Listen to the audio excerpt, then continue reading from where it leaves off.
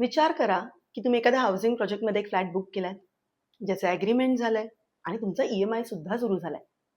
पण बिल्डर म्हणतो की थोडा उशीर होईल आणि हा थोडा उशीर कधी-कधी 2 ते 3 वर्षांचा डिले होतो. आणि या दरम्यान काय होतं? तर तुमचा EMI सुरू झालेला असतो, तुम्ही रेंट भरत असता आणि बिल्डरकडनं मिळतात फक्त आश्वासनं. इनफॅक्ट भारतात हजारो हाऊसिंग सोसायटीजमध्ये 1 ते 2 वर्षांचा डिले सामान्य आहे. आणि रेरा येण्यापूर्वी लाखो घर खरेदी करणारे हे अशा प्रोजेक्ट्समध्ये अडकले होते. पण आता महत्वाचा प्रश्न हा आहे की जर बिल्डरने प्रोजेक्ट वेळेत पूर्ण केला नाही तर घर खरेदी करणारे काय करू शकतात. म्हणूनच आजच्या व्हिडिओमध्ये आपण समजून घेणार आहोत की रेरा कायदा बिल्डरवरती कोणत्या जबाबदाऱ्या टाकतो. बिल्डरने जर प्रोजेक्ट वेळेत पूर्ण केला नाही तर घर खरेदी करणाऱ्यांकडे काय पर्याय आहे. जर डिले झाला तर बिल्डरने कॉम्पेन्सेशन द्यायचा असतो का. रेराकडे कशी आणि कुठे कंप्लेंट करायची असते. बिल्डरने जर खोट्या जाहिराती केल्या तर आपले हक्क काय आहेत. किंवा रिडेव्हलपमेंट प्रोजेक्ट असेल त्याला डिले होतोय तर सोसायटी काय करू शकते. आणि जर बिल्डर हार्डशिप अलाउन्स द्यायला नाही म्हणाला तर आपण काय करू शकतो. म्हणूनच आजचा हा अत्यंत महत्त्वाचा व्हिडिओ शेवटपर्यंत नक्की बघा.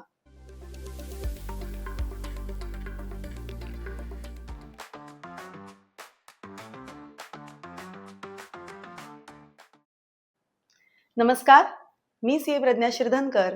आर्थिक जागृतीमध्ये तुमचं पुन्हा एकदा स्वागत आहे.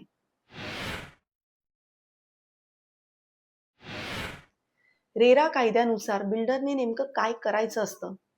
तर सर्वात पहिले बिल्डरने त्याचा प्रोजेक्ट रेरा अंतर्गत रजिस्टर करून घ्यायचा असतो. त्या प्रोजेक्टची कंप्लीशन डेट जाहीर करायची असते. प्रोजेक्टमधला एखादा युनिट किंवा एखादा फ्लॅट विकला तर त्याच्या समोर जी रक्कम येते त्या रकमेच्या 70% रक्कम ही एस्क्रो अकाउंटमध्ये ठेवायची असते. आणि प्रोजेक्ट पूर्ण झाल्यानंतर पुढील 5 वर्ष स्ट्रक्चरल डिफेक्टसाठी तो बिल्डर जबाबदार असतो. सो थोडक्यात काय, तर बिल्डर तुमचे पैसे दुसऱ्या प्रोजेक्टला वळवू शकत नाही आणि तुमच्या प्रोजेक्टची पोझिशन डेट किंवा तुमच्या फ्लॅटची पोझिशन डेट तो रँडमली बदलू शकत नाही. समजा बिल्डर प्रोजेक्ट वेळेत पूर्ण करत नसेल तर तुमच्याकडे 2 पर्याय आहेत. पहिला पर्याय आहे की डिले असला तरी तुम्हाला तो फ्लॅट हवाय. मग अशा वेळेस बिल्डरने तुम्हाला डिलेड पिरियडसाठी इंटरेस्ट द्यायला हवा. उदाहरणार्थ तुम्ही एक 80 लाखाचा फ्लॅट बुक केलाय, प्रोजेक्टला 2 वर्षांचा डिले झालाय, तर या 2 वर्षांसाठी बिल्डर तुम्हाला व्याज देईल आणि हा व्याज दर MCLR प्लस 2% असतो. सो इथे तुम्हाला लाखो रुपयांचं कॉम्पेन्सेशन मिळू शकतं. दुसरा पर्याय आहे की डिले झालाय म्हणून तुम्हाला आता तो फ्लॅट नकोय. मग तुम्हाला हे बिल्डरला सांगावं लागतं, लेखी लेटर द्यावं लागेल तुम्हाला बिल्डरला आणि तिथपासून 45 दिवसांच्या आत बिल्डरने तुम्हाला व्याजासहित ती तुमची रक्कम परत करावी लागते आणि हा तुम्हाला कायद्याने दिलेला अधिकार आहे. समजा तुमच्या प्रोजेक्टला डिले होतोय आणि बिल्डर म्हणतोय की मी नुकसान भरपाई देणार नाही. मग काय करायचं. तर अशा वेळेस न घाबरता थेट रेरा ऑथॉरिटीकडे तुम्ही कंप्लेंट फाईल करू शकता. आज जवळपास प्रत्येक राज्यात रेराची वेबसाईट आहे आणि कंप्लेंट फाईल करण्याची प्रोसेस सुद्धा ऑनलाईन आहे. मग आता कंप्लेंट कशी फाईल करायची. तर जर तुम्ही महाराष्ट्रात असाल तर तुम्हाला maharera.mahaonline.gov.in या वेबसाईटवर जायचंय. वेबसाईटवर गेल्यानंतर लॉज कंप्लेंट किंवा फाईल कंप्लेंटचा तुम्हाला पर्याय दिसेल, तो निवडा. तिथे तुमची बेसिक इन्फॉर्मेशन, तुमच्या प्रोजेक्टची डिटेल्स, प्रोजेक्टचा रेरा रजिस्ट्रेशन नंबर द्यायचा आहे, तुम्हाला डिले का झालाय किंवा त्याचे जे काही डॉक्युमेंट्स असतील, तुमचं ॲग्रीमेंट असेल, पेमेंट रिसिट्स असतील किंवा बिल्डरने तुम्हाला जे काही लेटर्स दिलेत ते सगळे कागदपत्र जोडायचे. 1,000-5,000 रुपयाची नॉमिनल फी भरायची आहे तिथे आणि तुमची कंप्लेंट सबमिट करायची. कंप्लेंट सबमिट झाल्यानंतर रेरा ऑथॉरिटी त्या कंप्लेंटची दखल घेते, बिल्डरला नोटीस पाठवते, बिल्डरची हिअरिंग घेते आणि त्यावरती डिसिजन देते. अनेक केसेसमध्ये कंप्लेंट फाईल केल्यानंतर 60 ते 90 दिवसांमध्ये डिसिजन आला आहे आणि डिसिजन जर बिल्डरच्या विरोधात आला तर बिल्डरला तुम्हाला नुकसान भरपाई द्यावीच लागते.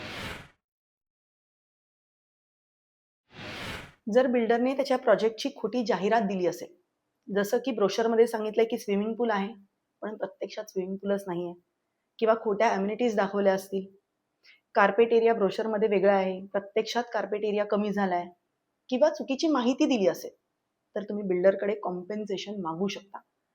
कारण रेरा कायद्याअंतर्गत मिसलिडिंग ऍड्स किंवा मिसलिडिंग जाहिरातींसाठी प्रोटेक्शन आहे. समजा तुम्ही एक 80 लाखाचा फ्लॅट घेतलाय आणि त्या प्रोजेक्टला डिले झालाय. मग काय होईल? तर तुमचा EMI चालू होईल आणि त्या इंटरिम पिरियडसाठी जर तुम्ही भाड्याने घर घेतलं असेल तर ते तुम्हाला भाडं सुद्धा भरावं लागेल. सो उदाहरणार्थ तुमचा EMI 55,000 पर महिना आहे आणि भाडं तुम्ही 25,000 भरताय. म्हणजे दर महिन्याला तुम्हाला 80,000 रुपयांचा खर्च आहे. आणि जर प्रोजेक्टला 2 वर्ष डिले झाला तर 80,000 इंटू 2 इयर्स म्हणजे जवळपास 19,20,000चा आर्थिक भार तुमच्यावर येईल.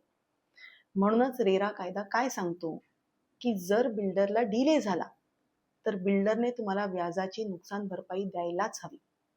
यामुळे काय होतं तर तुमचा EMI थोडाफार कॉम्पेन्सेट होतो आणि बिल्डरला प्रोजेक्ट वेळेत पूर्ण करण्याचा प्रेशर क्रिएट होतो. रिडेव्हलपमेंट प्रोजेक्ट्सची परिस्थिती थोडी वेगळी असते. रिडेव्हलपमेंट प्रोजेक्टमध्ये जोपर्यंत नवीन बिल्डिंग तयार होत नाही तोपर्यंत बिल्डर सोसायटी मेंबर्सला रेंट किंवा हार्डशिप अलाउन्स देतो. समजा बिल्डर तुम्हाला दर महिन्याला 40,000 रुपये हार्डशिप अलाउन्स देत होता, पण आता प्रोजेक्टला 18 महिन्यांचा डिले झालाय. म्हणजे बिल्डरने 18 महिन्यांच्या हिशोबाने 40,000 तुम्हाला द्यायला हवे. म्हणजे साधारण 7,20,000 बिल्डरने तुम्हाला द्यायला हवे. पण जर बिल्डर म्हणाला की मी ही नुकसान भरपाई देणार नाही तर तुम्ही काय करू शकता?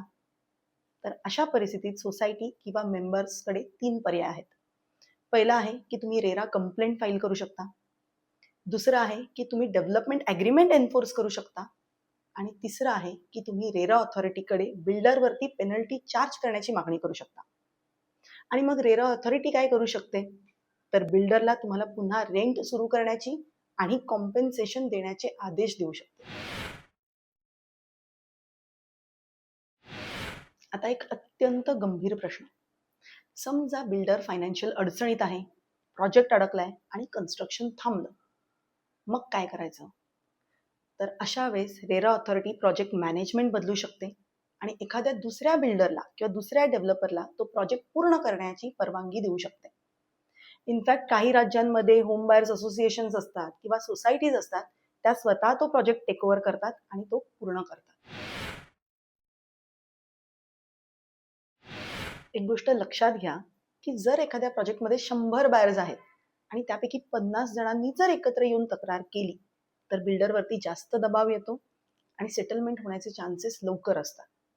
पण लक्षात घ्या की रेरा म्हणजे काही जादूची काठी नाहीये. जोपर्यंत तुम्ही ऍक्शन घेत नाही, केस फाईल करत नाही, त्याचा फॉलोअप घेत नाही तोपर्यंत काहीही बदलत नाही.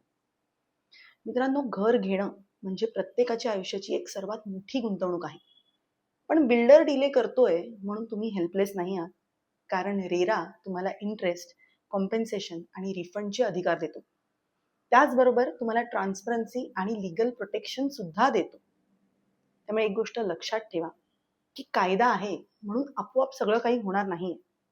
घर खरेदी करणाऱ्यांनी स्वतःचे हक्क वापरले पाहिजे. सो आता मला तुम्हाला विचारायचंय की तुमच्या प्रोजेक्टमध्ये तुम्ही अशी कोणती परिस्थिती फेस केली आहे का? किंवा प्रोजेक्टला डिले झालाय म्हणून तुम्ही काय ऍक्शन घेतली आहे हे आम्हाला कमेंटमध्ये नक्की कळवा. आणि आजचा व्हिडिओ जर तुम्हाला माहितीपूर्ण वाटला असेल, आवडला असेल तर त्याला लगेच लाईक करा, जास्तीत जास्त शेअर करा आणि आर्थिक जागृती या आपल्या चॅनलला सबस्क्राईब करा. थँक्यू.